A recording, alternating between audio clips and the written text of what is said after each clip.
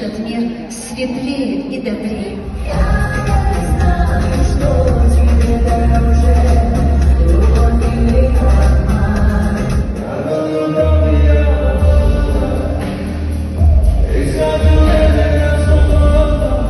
Она сказала, давай поставим красивый номер.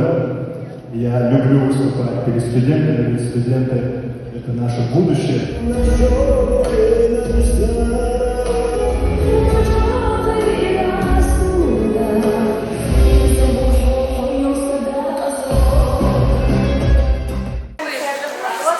Концерт, который когда-либо видел. Спасибо большое. Спасибо, что вы пришли. Я буду петь и выступать на твоей свадьбе. Договорились? Все? Я тоже так хочу. Моя семья все-таки изначально видела во мне госслужащего. Но дело в том, что талант как бы прорвался, да, и вот они до последнего не верят в то, что делаю я. И после каждого концерта они говорят, ну, оказывается, ты можешь.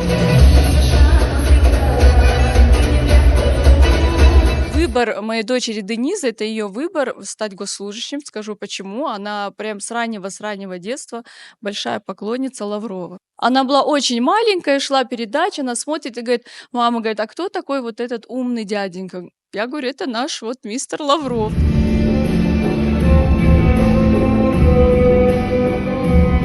Я с Грозного, все четко должно быть выверено, скромно. Но в то же время, я думаю, мне это не мешает сиять на сцене.